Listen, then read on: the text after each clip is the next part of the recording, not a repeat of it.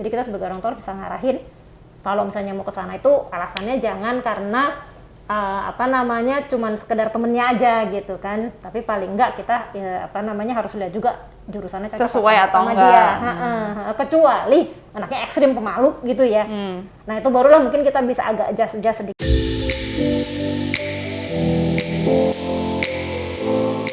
Halo, hari ini kita ketemu lagi di YouTube Tante Mobi. Hari ini saya mau ngobrol bareng sama Bu Diana. Halo. Bu Diana ini psikolog klinis. Ya, hari ini kita mau ngobrol tentang pemilihan jurusan buat anak-anak yang baru lulus SMA ya.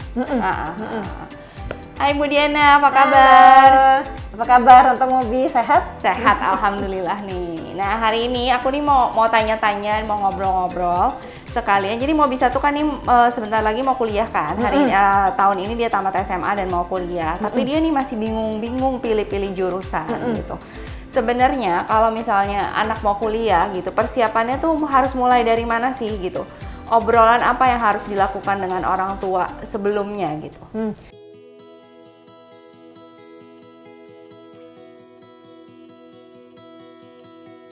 Kalau technically mungkin budgetnya dulu kali ya. Oh ya, budget. Oke, budget itu nomor satu. Karena itu kan gimana pun juga penting kan untuk kelangsungan si anak sampai lulus kuliah.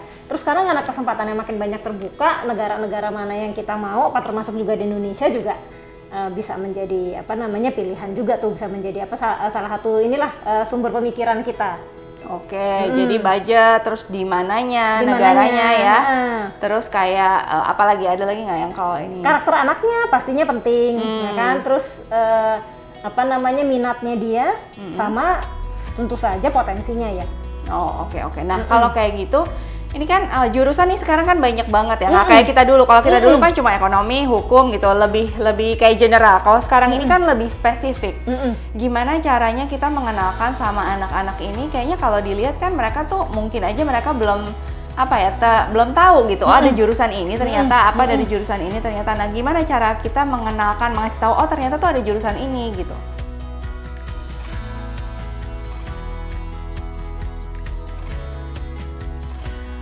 Biasanya kan anak-anak tuh paling terpapar duluan sama profesi orang tuanya kan ya. Oh oke. Nah jadi kalau misalnya kita sering mengenalkan ke anak, itu biasanya anak-anak akan tahu sebenarnya apa sih yang kita kerjakan gitu kan, kerjaannya hari-hari seperti apa.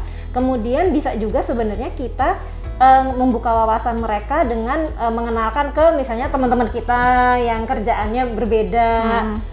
Terus bisa juga lewat sekarang kan anak-anak pasti seneng ya nonton channel YouTube lah, sosial media. Nah dari situ sebenarnya anak-anak juga bisa belajar sih. Kita searching dulu misalnya pekerjaan-pekerjaan yang dibutuhkan. Berarti itu kapan tuh? Kalau misalnya mau bisa kuliah tahun depan kan berarti taruh 5 tahun lagi gitu ya. Misalnya gitu ya. 5 tahun lagi 2025 lah gitu ya. 2025, 2026 itu pekerjaan bidang pekerjaan apa yang kira-kira akan dibutuhkan gitu. Nah nanti baru kita sesuaikan sama kemampuannya. Oke. Nah, yang kedua itu tentang tes tadi, minat bakat gitu. Tes minat bakat itu sebenarnya kenapa sih sebaiknya dilakukan dan umur berapa sebaiknya dilakukan?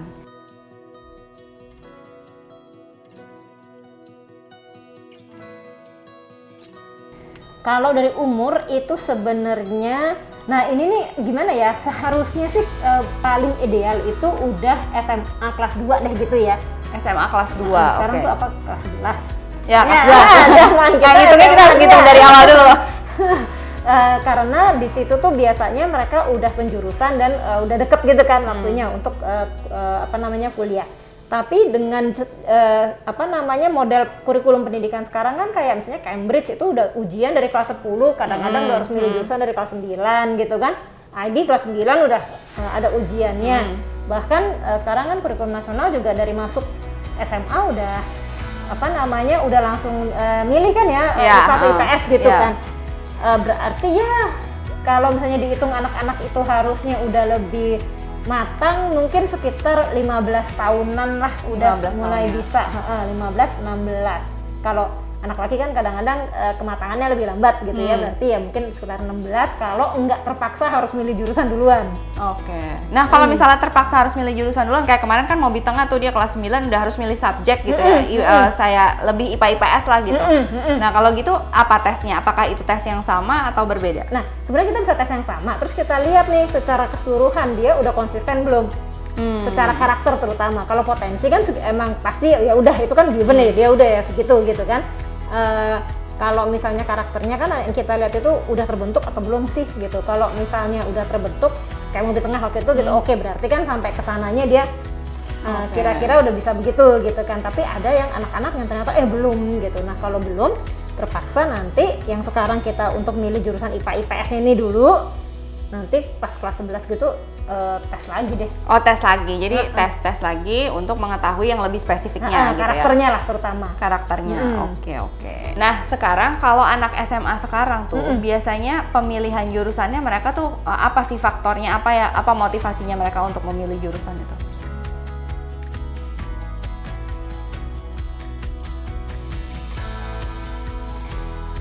Anak-anak SMA sekarang berarti generasi Z ya? Iya. Mereka ini pinter loh, mereka ini pinter dan wawasannya tuh luas gitu. Biasanya mereka tuh udah tahu, oh ada kerjaan ini, ada kerjaan itu, mereka cukup tahu lah. Kadang-kadang kerjaan-kerjaan yang zaman kita nggak ada. Ya. Nah, dan kayaknya emang terutama ya tahun 2025, 26 dan seterusnya itu akan banyak loh kerjaan-kerjaan yang di zaman kita nggak ada, dan even kita nggak kepikir gitu. Ya kayak zaman dulu kita bikin YouTube gini, mana sih ya kepikir gitu. Apa itu YouTuber gitu? Nggak ada gitu waktu itu gitu. Jadi mereka biasanya cukup tahu tuh, mungkin dari teman-temannya atau misalnya dibalik lagi dari sosial media gitu.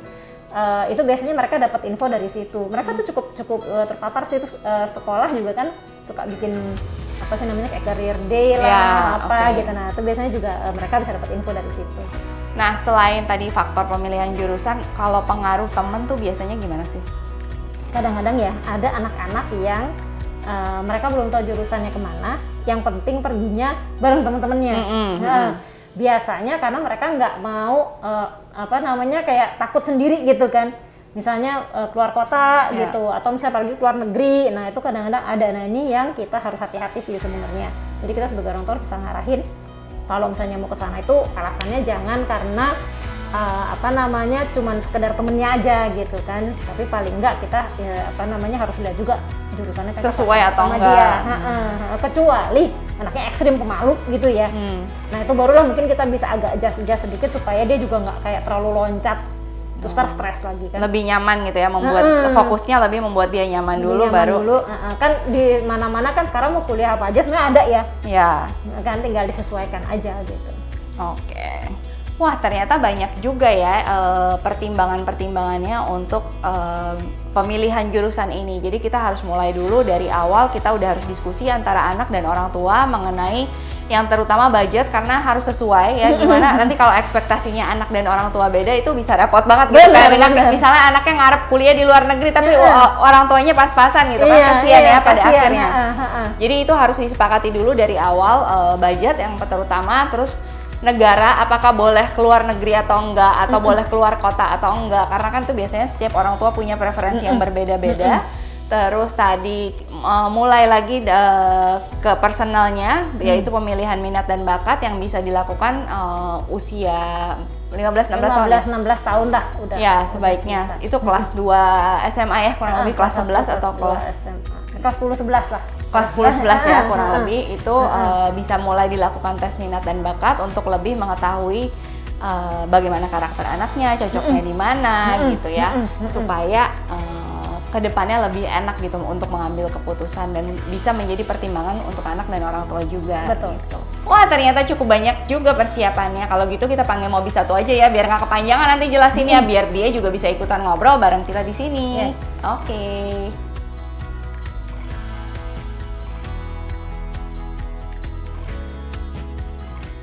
Gimana nih, Mobi satu? Kan udah mau kuliah ya? Iya, dikit lagi tahun depan. Nah, ini berarti harusnya udah siap-siap dong? Iya. Terus gimana nih, udah sampai di mana persiapannya? Jujur, masih begitu bingung atau gimana ya, cara tahu jurusan yang paling pas. Karena dari kemarin-kemarin tuh masih dipikirin, terus belum ada yang hit-hit banget. karena itu udah searching udah lama banget, kayak pas kelas 11 itu maunya tuh computer science, dan itu pas tahun belajar computer science tuh seneng banget. Tiba-tiba kelas 12 ada lose passionnya gitu, udah hilang, udah kayak gak mau lagi. Jadi sekarang masih mikirin lagi, tapi ada passion, ada salah satu passion yang dari dulu aku suka itu music. Tapi masalahnya tuh music aku gak tahu kalau jurusannya paling pas buat aku di pas kuliah. Dan musik atau music management gitu? Iya, music management juga mau sebenarnya, cuma gak tahu kalau pas banget. Jadi sekarang masih nyari karena Masih labil. Masih galau. Kita udah ngomong lumayan juga ya, panjang panjang lebar, terus sempat dulu kan Mobi 1 sempat kita ini juga ya assessment, tapi untuk milih jurusan mau lebih banyak ke IPA atau ke IPS gitu kan, untuk ujiannya. Nah, kalau waktu dari hasil yang kita waktu itu sebenarnya Mobi 1 ini IQ-nya bagus. Nilainya bagus nggak makanya? Nilainya gimana? Nilainya tadinya bagus, tapi sekarang udah mulai enggak. Apa yang mulai nggak? Sejak pandemi gitu udah mulai males, sudah mulai ada rasa malesnya gitu, jadi ya malas aja. Jadi begitulah itu ya. Jadi Mobi 1 ini secara IQ bagus, kemampuan potensi matematika bagus, kemampuan teknik bagus gitu kan. Jadi harusnya memang ke arah-arah yang engineering, yang science gitu cocok. Nah, kan kita juga harus bandingin sama karakternya. Mobi 1 ini sangat people person. Itu jadi akibatnya adalah jangan kita mencari jenis-jenis pekerjaan nantinya yang nanti kerjanya tuh banyak sendiri. Oh, oke. Nah, misalnya nih, makanya waktu itu sempat jadi pembahasan ya, kita yang sempat ngobrol tuh panjang. Kalau misalnya ngambilnya computer science terus jadi programmer, jadi emang programming gitu. Kan kebanyakan adalah itu pekerjaan yang emang kita sendiri, kita di depannya adalah komputer gitu. Nah, itu kita sempat ngobrol tuh, kira-kira Mobi 1 tahan nggak ya gitu kan? Kalau misalnya bertahun-tahun tuh kerjanya sama si komputer ini nih. Sendiri juga, gak ada orang lain. Gak ada orang, mungkin ketemunya jarang, tapi bukan teamwork, mungkin ya teamwork, tapi nggak sebegitu eratnya lah gitu ya, hubungannya kan beda gitu dengan pekerjaan yang membutuhkan orang banyak gitu. Nah, mungkin kalau misalnya masih kuliah sih oke aja, karena kan kalau kuliah biasanya ada tugas ada apa juga bareng-bareng gitu kan. Kalau bekerja mungkin 1 tahun 2 tahun pertama karena masih semangat, masih excited, masih nggak kerasa tuh. Tapi kalau misalnya kita kerja berpuluh tahun, gimana tuh ya gitu ya, jangan sampai nanti tiba-tiba kita burn out di tengah-tengah jalan, bukan karena pekerjaannya tapi karena karakter kita yang tidak sesuai gitu. Makanya nanti kita penting banget kan membandingkan antara potensinya sama karakternya. Jadi itu gunanya tes minat bakat itu tadi ya, karena untuk kayak lihat nih dari segi minatnya dia kemana sih, tapi harus dilihat juga personality-nya dia seperti apa, karakternya dia gitu, supaya kita bisa nemuin yang mana nih yang paling pas gitu. Betul.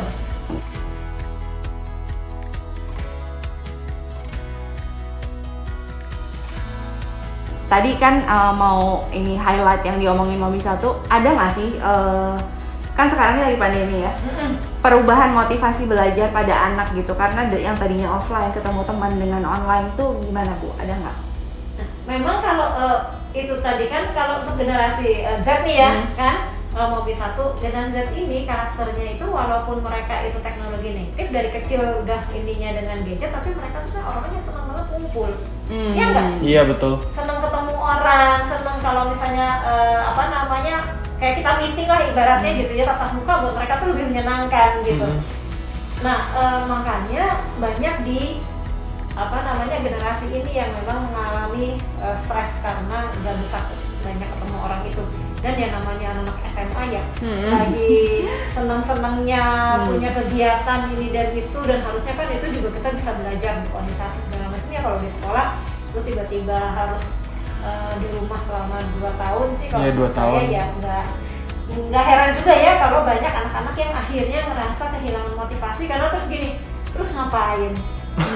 Ya nggak sih, terus habis kuliah kalau misalnya masih kayak gini terus ngapain gitu ya, kayak nggak ada tujuan gitu kan. Kalau dulu sebelum pandemi kan sekolah, habis sekolah kerja ngapain? Ya lebih jelas gitu ya alurnya. Kalau sekarang masih bingung nih gitu, wah nanti abis ini abis ini apalagi yang terjadi tuh kita nggak tahu gitu. Kan nggak bisa jalan-jalan juga, udah kerja capek gitu kan, atau nggak bisa ini juga gitu, arahnya ke masa depan kayaknya blur gitu kan ya, lebih blur lagi, makanya jadi banyak yang stres juga tuh. Oh, oke. Nah, ngomongin motivasi belajar nih, pemilihan jurusan ini mempengaruhi nggak sama motivasi belajar anak nanti? Misalnya ya gitu, si anak ini memilih jurusan itu karena itu passionnya dia gitu, tapi ternyata nggak sesuai sama karakternya dia.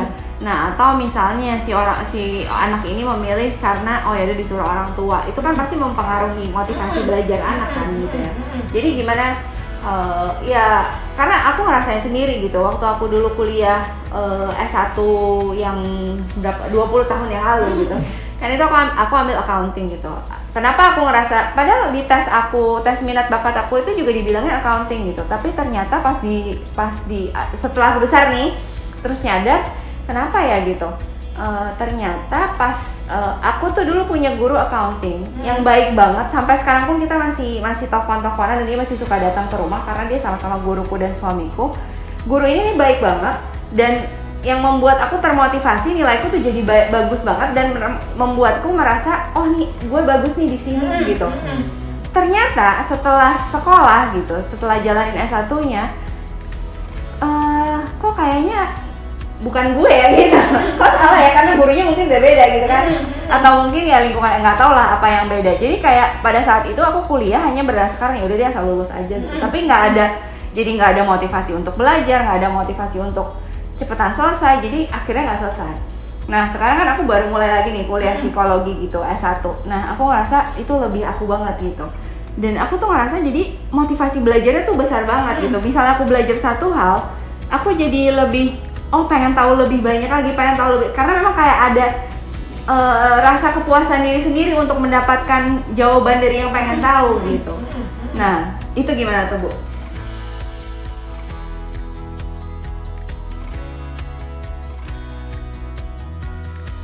Mungkin ya pada waktu itu yang dites kenapa cocok accounting itu tuh cuman secara potensi ya, kan, tapi nggak lihat karakter. Nah kalau secara potensi kan ada orang-orang yang detail terhadap angka, detail terhadap situasi. Berarti kan banyak banget tuh pilihannya, accounting, finance gitu-gitu ya. Tapi harusnya dibandingin juga sama karakter kita. Kalau kita orangnya bukan people person, accounting pasti cocok banget tuh. Nah aku people person banget. Kan? Jadi sebenarnya harus nyari memang kerjaan yang people person. Tapi kita bisa tapi kerjanya harus lumayan detail dan harus prosedural. Nah pilihannya ada dua lagi nih kan, kita beneran people person yang harus sama orang yang rame, atau yang one-on-one aja. Kalau misalnya one-on-one aja, di psikologi, di terapi gitu kan, di konseling itu pasti cocok. Kedokteran, karena kan harus sesuai standar SOP, kita kerja dengan orang lain, nggak bareng. Dan kalau sama klien kan kita ketemu dia, kita ngobrolin itu, tapi kan kita bukan teamwork, maksudnya bukan teamwork yang terus-terusan gitu lah ya, kita bekerja sama pada saat itu dan prosesnya dia. Kalau orang lain ya kan ganti lagi gitu. Jadi kan hubungan kita nggak dengan mungkin beda sama kayak misalnya PR event yang sekali ketemu ratusan orang gitu ya. Nah mungkin waktu itu tuh misalnya di situ ya. Oke. Jadi itu benar-benar harus dipertimbangkan antara minat dan juga karakter, karena kalau lihat minat aja belum tentu ternyata ke belakangnya nih cocok dengan karakternya tuh ya, harus dipikir-pikir lagi nih. Makanya tuh aku tuh paling takut tuh kayak pilih jurusan yang nggak pas sama karakter aku, karena itu pasti kayak masa 4 tahun belajarnya gak suka gitu. Aduh habis itu nanti kerjanya gimana, stres aja sih, sama takutnya kayak gitu. Ya tapi it's okay, it's part of your journey gitu kan ya. Kayak sebenarnya semua itu bisa dipelajari apapun itu gitu. Nanti ya kalau memang ternyata nggak cocok, tinggal ambil sekolah lanjutannya yang berbeda gitu. Atau biasanya sekarang ya karena anak-anak juga kesempatannya lebih luas, bisa juga nih misalnya kita misalnya ngambil kuliah nih, akhirnya kayak misalnya akhirnya memutuskan untuk ngambil otomotif gitu ya. Untuk ngambil otomotif kan misalnya lagi libur, lagi apa kan bisa nih magang sana, magang sini gitu kan. Anak-anak Gen Z itu kan senang banget tuh magang-magang.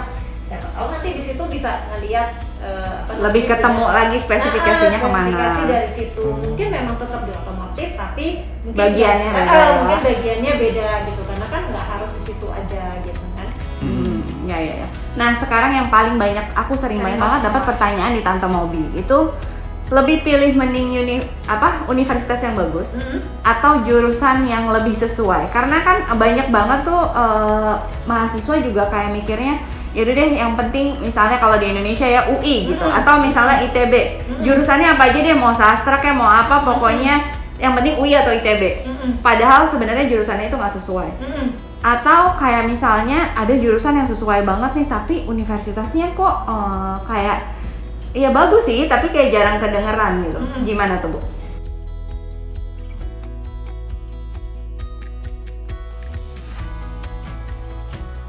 Ini nih harus ada pengetahuannya juga nih sebenarnya. Universitas yang nilai rankingnya tinggi itu tuh biasanya research university. Oke. Karena salah satu persyaratan untuk dapat nilai tinggi itu kan melakukan research. Nah sementara ada juga sekarang universitas yang applied science. Nah ini biasanya employability-nya tinggi karena yang ngajar profesional gitu ya, tapi mereka jarang melakukan research. Makanya rankingnya jadinya nggak tinggi-tinggi amat. Dan sebenarnya di universitas ini misalnya rankingnya segini gitu ya, kita tuh mesti lihat ranking fakultasnya loh. Ya, di fakultasnya beda lagi. Ya, kayak kemarin saya cari computer science, bisa aja tuh misalnya ranking di secara dunianya dia masih di 100, tapi di computer science-nya dia 300 gitu. Jadi kalau misalnya mau akhirnya memang kita mau ngeliat ranking nih, kalau misalnya jangan dilihat ranking universitas, tapi lihat ranking fakultasnya. Oke. Karena kalau misalnya ternyata kan kita kan nggak tahu nih apa yang terjadi gitu ya, bagus tapi ternyata di situ dia fakultas ini nggak terlalu dikembangkan gitu. Kalau dikembangkan universitasnya kan jadinya sayang ya, kita nggak dapat fasilitas yang bagus. Terus sekarang kan dunia ini udah maju banget, udah berkembang banget. Kita harus mempersiapkan anak-anak kita ini kan untuk jadi warga dunia kan. Nah ini yang kita mesti lihat juga nih, dunia nih ngelihatnya seperti apa gitu. Apakah harus universitas yang namanya memang gede banget gitu ya, atau memang yang pekerjaan spesifik. Jadi kalau pekerjaan spesifik sih kalau menurut saya, nah yang tempat belajarnya jarang, gimana industri mau milih yang universitasnya bagus gitu kan?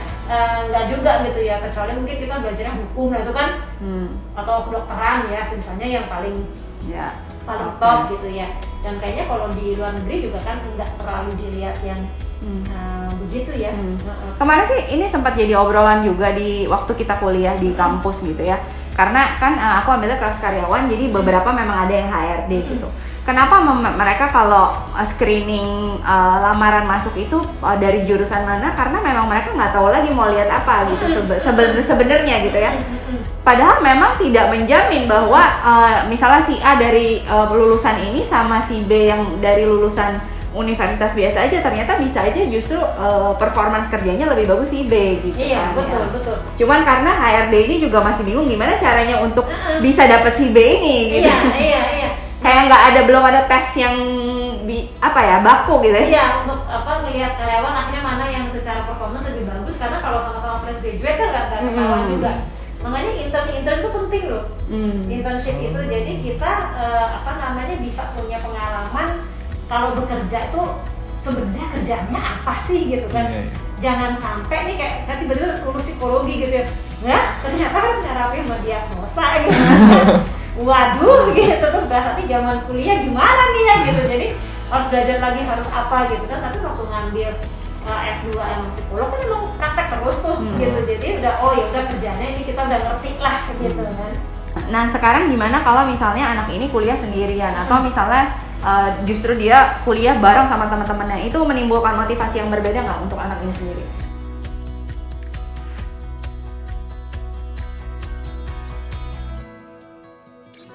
Nah, saya tanya dulu deh. Kalau misalnya nih tiba-tiba kamu kuliah gitu ya, terus di suatu negara yang nggak ada temennya gitu, gimana? Di desa? Nggak ada temen kamu misalnya dari sekolahan gitu. Itu kan bagian dari pengalamannya. Kan kuliah itu lebih ke starting new gitu. Untuk daripada di sekolah tuh udah punya banyak temen, udah tahu semuanya. Jadi kuliah itu buat rebuild atau rebuild sendiri aja. Tapi kamu merasa bisa? Aku rasanya sih bisa. Karena kan aku tuh sebenarnya pernah tuh camp sama orang dari luar negeri kan mah. Terus itu sebenarnya seneng banget sama bisa.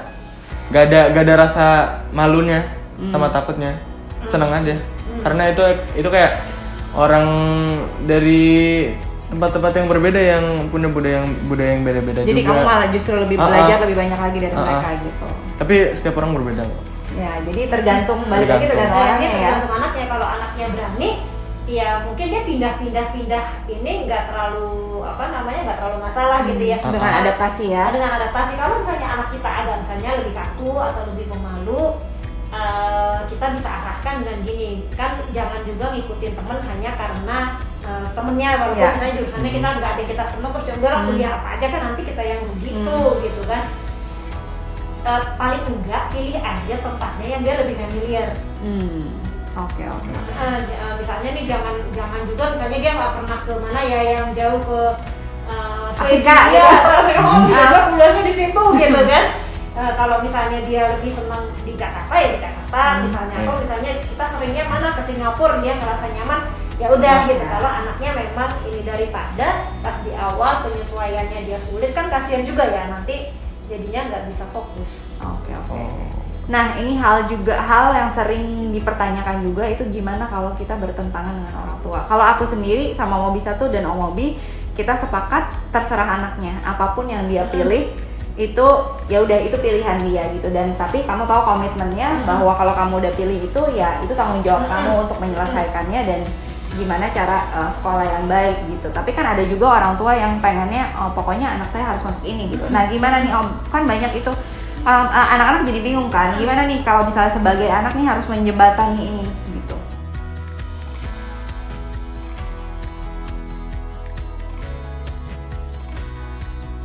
Sebetulnya itulah balik lagi ya kita nih sebagai orang tua kan nanti harus selalu mengingatkan diri sendiri ya jadi kalau anak itu tuh adalah titipan Tuhan yang tugas kita adalah membesarkan mereka supaya mereka jadi orang yang baik gitu kan ya bukannya untuk ikutin semua yang kita mau kan. Kadang ada yang nggak kesampaian di orang tua akhirnya dibebankan ke anaknya gitu untuk mencapai cita-citanya dia gitu. Benar kan nggak fair gitu ya buat dia. Terus misalnya nih kita punya perusahaan kamu harus ngurusin lah iya kalau dianya bisa gitu ya kalau enggak kan yang ada dianya stres usahanya juga nggak berkembang kan sayang gitu.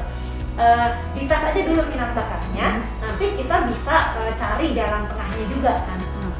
Yang penting itu ini kalau zaman sekarang ini nih udah bukan juga zamannya untuk ini udahlah kuliah aja dulu ini biasanya kan bisnis ya udah kuliah aja ke teknik gitu ya udah kuliah aja dulu seperti yang papa atau mama mau nanti kamu kerja di mana-mana juga bisa kan sayang ya kalau kayak gitu ngapain dulu capek-capek dia belajar 4 tahun 3 tahun suatu hal yang nanti akhirnya pas dia kerja nggak pakai sama sekali gitu sebenarnya juga dari awal udah lebih jelas maunya kemana yang dia suka gitu kan. Ya. Wah, panjang banget nih ngobrol kita hari ini. Jadi kita tadi udah ngobrolin banyak hal banget gimana kita caranya milih jurusan dan gimana hubungannya dengan motivasi gitu ya. Dan juga gimana mengatasi perbedaan dengan orang tua. Nah, gimana mau bisa tuh kamu gimana nih? Jadi ke depannya? Ke depannya aku masih bakal research tentang beberapa major yang mau dipilihin. Tapi yang tahu itu lokasinya. Lokasinya tuh pasti ya maunya di Inggris karena aku sama mama tuh udah pernah kesana terus lihat-lihat kuliahnya. Karena dia suka bola. Iya, suka nonton bola juga di Inggris. Terus kayaknya kamu sukanya Liverpool ya. Kemarin waktu ditawarin Manchester dia langsung aku nggak mau Manchester gitu. Bagus loh kakaknya. Iya. Ya, dia suka Liverpool. Tapi waktu itu kita lihat kayak ini pilihan uni. Nah, ada Manchester terus dia bilang aku nggak mau Manchester. Itu karena bola. Bukan ini ya, bukan pembela ini ya. Manchester United. Ya, emang musuh-musuhan gitu. Tapi ya masih bakal dipikirin. Belum ada yang pas. Aku tuh masih nyari pasnya kapan. Ya udah semedi dulu deh. Oke, Bu Diana nih untuk closing ada nggak tips-tips buat yang nonton gimana nih untuk mengenai pemilihan jurusan ini? Sebenarnya selain itu yang tadi udah kita bahas panjang lebar tuh ya minat bakatnya segala macam penting juga loh buat anak kita tuh punya hobi ya. Jadi bisa juga nanti kita arahinnya ke situ gitu. Pekerjaannya dari hobi. Itu misalnya kalau misalnya senang mobil gitu misalnya terus senang bola ya kan. Sekarang kan misalnya kerjaan itu juga bisa loh jadi athlete agent kayak gitu kan juga maju tuh sekarang gitu kan, negara-negara Asia juga ini, atau misalnya kerjanya di bidang otomotif, atau sekedar memang punya bidang lain aja gitu kan ya, kayak misalnya dia pintar nari terus akhirnya misalnya punya sertifikat untuk ngajar nari gitu misalnya ya si anak ini, jadi siapa tahu next time dalam kehidupannya dia udahlah nggak mau kerja yang ini, aku mau jadi guru nari aja kan bisa gitu ya. Kalau anak-anak kita punya lebih banyak pilihan, lebih banyak opsi, itu akan lebih bagus untuk mereka. Jadi dikembangkan aja juga hobinya di bidang olahraga, di bidang art, di bidang desain atau mungkin masak atau apapun. Karena semakin luas nanti kemampuannya dia pasti akan punya lebih banyak pilihan dalam hidupnya. Sama ini jangan lupa juga bilang sama anak-anak kalau kuliah itu adalah waktunya networking, ya nggak? Ya benar. Kumpulin teman sebanyak-banyaknya karena nilainya itu penting, tapi pada saat nanti kita entah usaha sendiri atau kita berkarir, network kita tuh penting banget. Jadi bernetwork itu jangan dilupain tuh, mau bisa 1 apa 5 pasti nggak lupa lah ya. Iya main terus. Nah oke, sekian dulu. Jadi tadi kita udah ngobrolin banyak banget kalau dari Tante Moby itu. Jadi sekarang kan banyak banget hal yang bisa dilakukan. Pelajarilah yang emang kalian benar-benar suka dan kalian pengen tahu apa sih yang buat kalian masih pengen, aku pengen tahu lagi. Pelajarilah itu dan insya Allah itu bisa asal mau bekerja, asal mau berusaha pasti ada jalan dan pasti bisa aja lah. Mau kerja apa juga pasti ada. Dan benar kan tadi dibilang bahwa nanti tahun 2025, 2026 di saatnya kalian kerja mungkin emang nggak ada pekerjaan yang belum pernah ada sebelumnya gitu. Oke, sampai ketemu lagi di YouTube Tante Moby berikutnya. Jangan lupa di like dan jangan lupa subscribe dan jangan lupa follow Instagramnya Bu Diana apa? @Rostiana_Stianingrum. Oke, dah.